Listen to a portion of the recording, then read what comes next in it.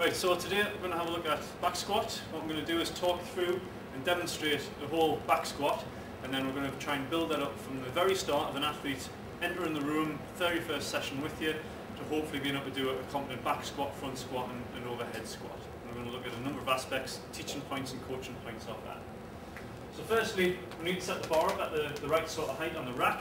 It should be around about chest height, so that when the athlete goes underneath, we're able to clear the bars very easily. Now normally we'd face in here, but for the purposes of today, I'm going to face out. So remove the bar from the rack, take a few steps out, set your stance,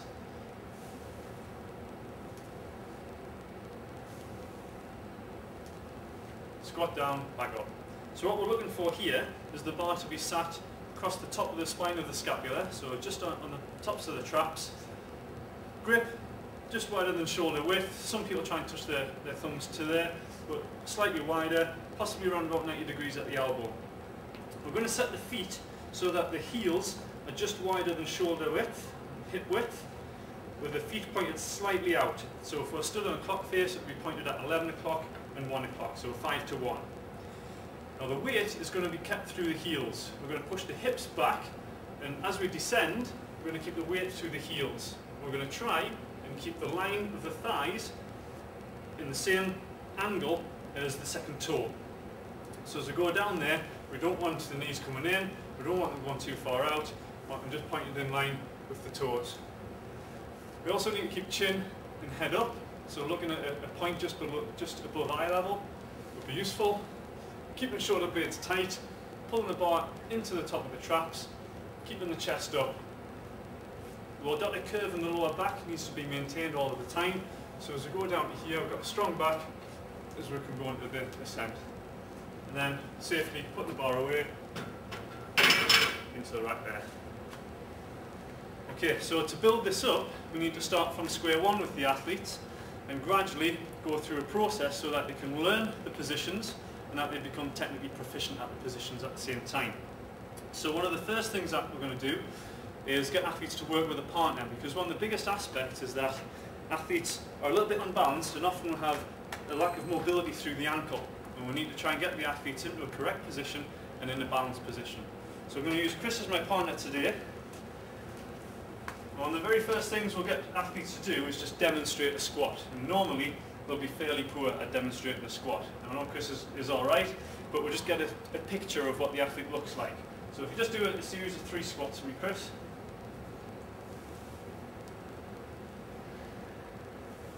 So we start to build up a picture of how the athlete moves, what some of their possible issues might be, whether it be upper body, around their knees, around their ankles.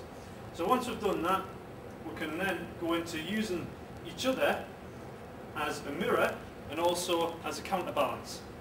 So here what we'll do is set your feet reasonably wide, Chris. You're going to keep them pointed slightly out. You're going to use me to take some weight on, and I'm going to use you to take my weight. So as we push hips back, sitting back into the squat, trying to keep quite upright. We'll go down to that point and back up again. Do another one.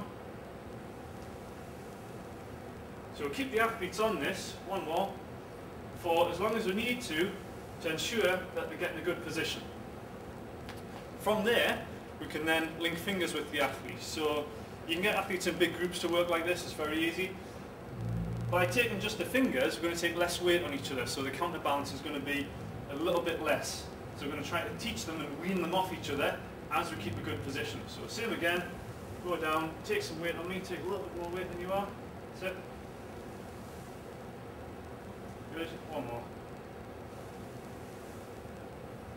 So again, that's a new level. Once the athletes have got that as a new level, we'll then progress on to using little fingers. So taking less weight again. So the athlete can see that progression, they can feel that progression. Still with the hips back, weight through the heels, chest up. This is also a good way for the athletes to work with each other, because they're directly facing each other. They can see what's going on with their partner and start to get a bit of dialogue and a bit of coaching points with each other. Like anything that we're trying to do, we're trying to educate the athletes to know exactly what they're doing, why they're doing it, and be able to pass that information on as well. So once the athletes have got the little finger, we will then, maybe Chris, I'll do this bit, progress on to using a weighted disc. So you can hold it out in front, and that will act as a counterbalance. It's also quite good to look through the hole, because it can focus on a point on the wall in distance, and that will help keep the head up at the same time. So we do a straightforward one there. We could also do one where the athlete lifts it up as they're going into that, and again looks at that point on the wall as they do it. So we can progress from a 5 kilo or a 5 kilo dumbbell or somewhere around there, down to 4 kilo, 3 kilo, 2 kilo with dumbbells, or if you've got the disc, this is a 2.5 kilo now. We can do exactly the same thing and progress. Something like that. And again, this may take minutes, it might take a few weeks, it might take a couple of months for some athletes. But it's a very simple progress for them to be able to make until they can get to the point where it's hands out in front and they can do exactly the same thing as they did with their partner on their own. And the counterbalance just comes through that. Once they reach that point, then we can start looking at what we can do with the bar. But they need to get that process right in the first place. Okay, from there, we've already looked briefly at the back squat. So if I show it from behind, I normally measure a thumb length away from the smooth part of the bar on the knob part. Head underneath, set the stance, nicely tight on the top of the shoulders, take it up, step back. All the same points are there. Foot position, what the hips are going to do, back position, chin position. Exactly the same as when the weight was out in front.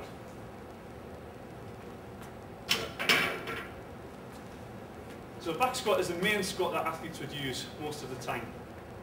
We do have two other variations, one being front squat, which again I'll take out this way, where the hands are just wider than shoulder width. And most individuals that's just on the knob part of the bar. Elbows up high, take the bar out. Everything else is exactly the same though. Foot position, chin position, shoulders back as much as they can be in this sort of position, chest up, and hips back and down. What we don't want to have is the knees going too far forward. So if we focus the athletes on what the hips do, by pushing the hips back, we can then make sure that the knees go in the right positions. The final squat that we'll try and teach athletes to do is an overhead squat. Now this is much more difficult than the other two. The other two have certain difficulties, but this one is a lot more difficult. Now for this, we need a much wider grip. Normally for athletes of about my height, about 6 foot, somewhere around the ring that's on the bar. So if they take it out into a wide grip back squat, pop the bar up above head, we then look for an overhead squat. All of the same things apply to what we've just been working on, but biomechanically this is a much harder squat to do. It challenges the body in a lot more different ways. Certainly the core strength that the athletes have to hold, the posture they have to hold, musculature through the back, and the mobility around the ankles and hips has to be much greater.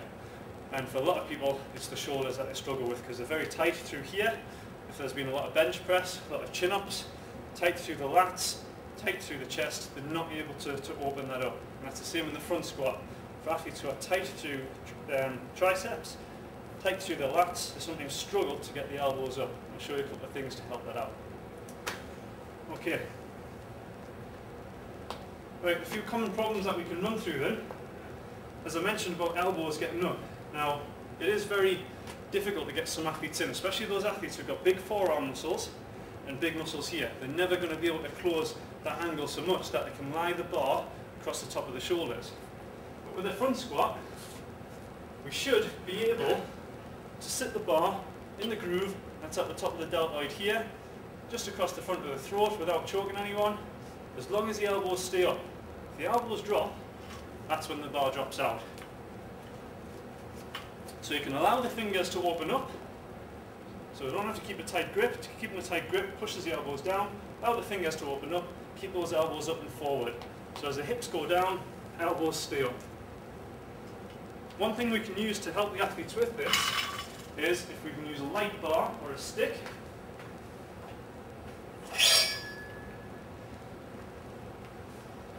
We can do some simple mobility work by hit the bar down the back with a stick and pulling on there, which will stretch through this part here. Or any other mobility-based exercises for around the back of sort of rear delt, tricep and lats will help that sort of position. The other thing that could be done is if we loaded this bar up so it was much heavier, we've got the athletes into position and stretch their elbows when they're in that position. So it's not the nicest thing to have done, but it sort of forces them and does an active stretch. Active stretch from our point of view, passive stretch from their point of view, to get them into that sort of position. With the overhead squat, this is a little bit more difficult. What we can do, I'll demonstrate this with Chris. If you come on here, Chris, if you lie face down across the platform. Actually, if we come the other way on, so I can get in the camera better.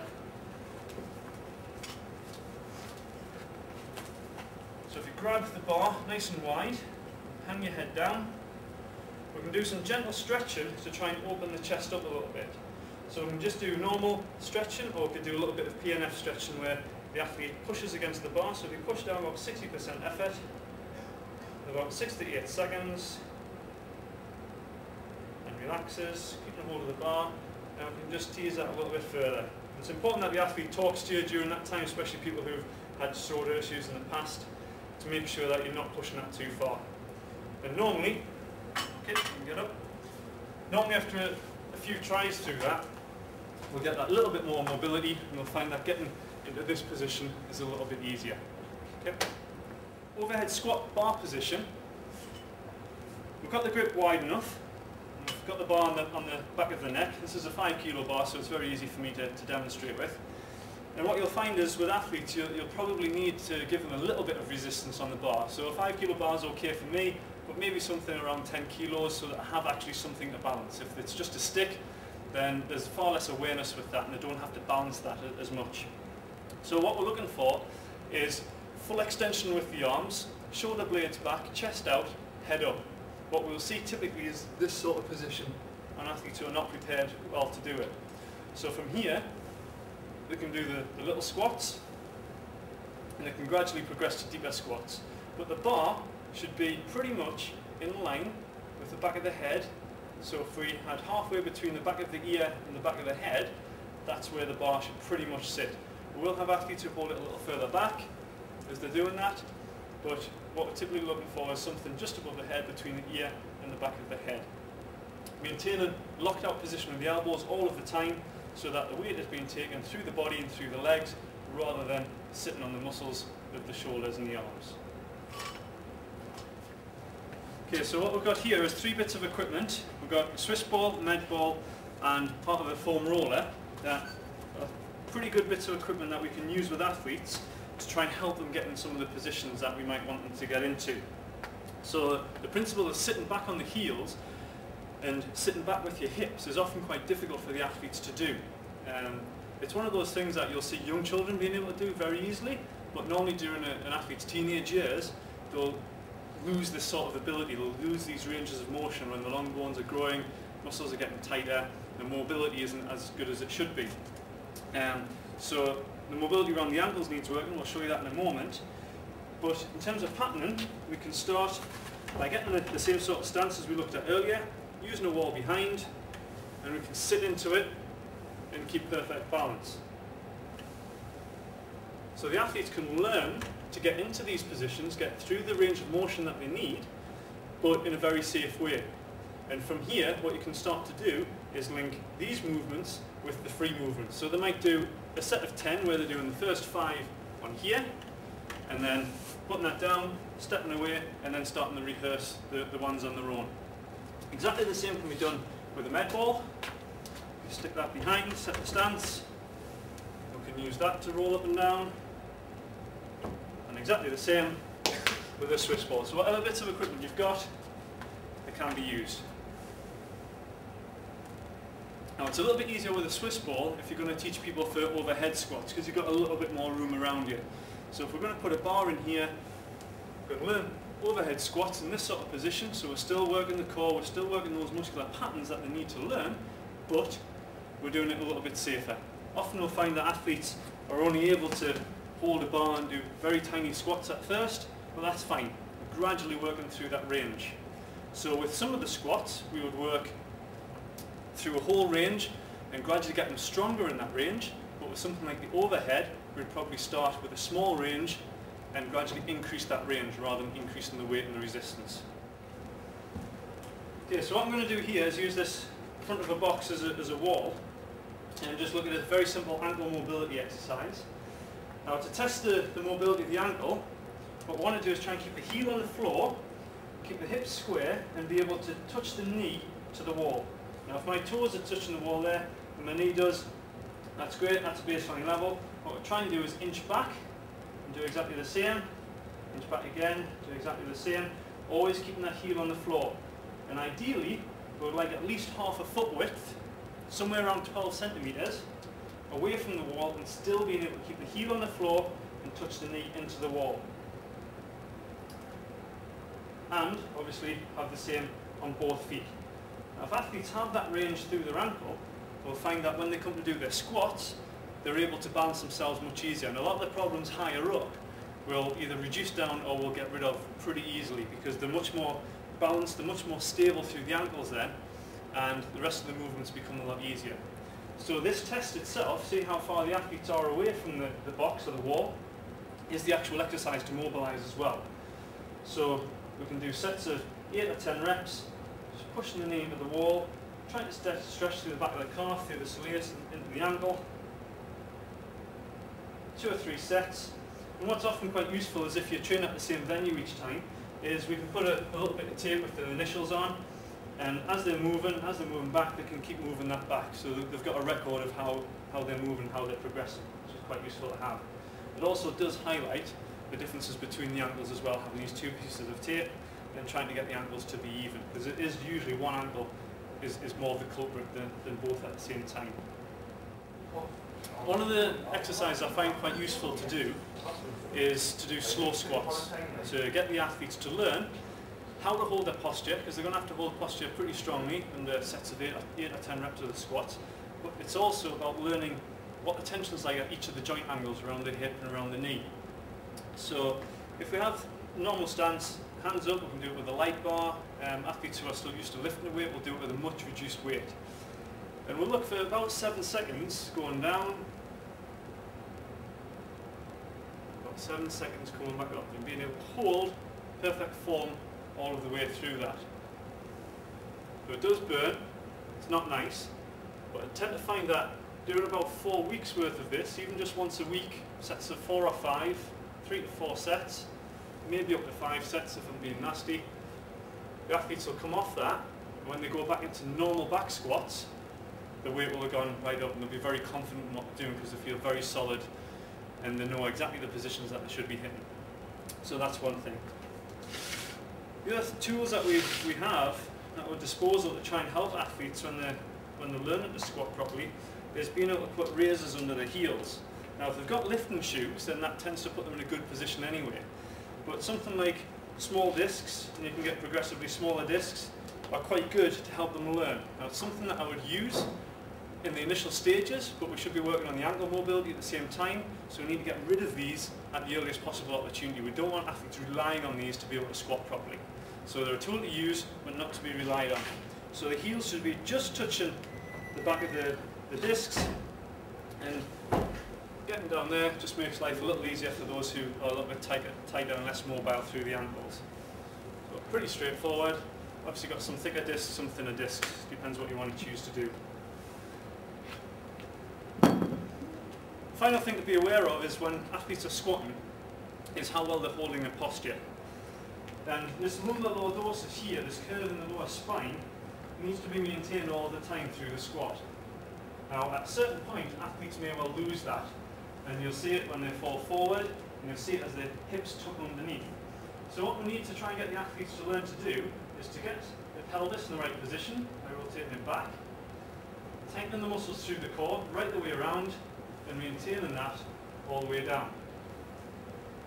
So the reason that we'll get this sort of tucking under of the pelvis at the lower point, so if it'll go down, it comes in here, There's often a lack of mobility through the glutes, and if we can get these more mobile, so the usual stretching exercises through the glutes, it's also to do with hamstring mobility as well.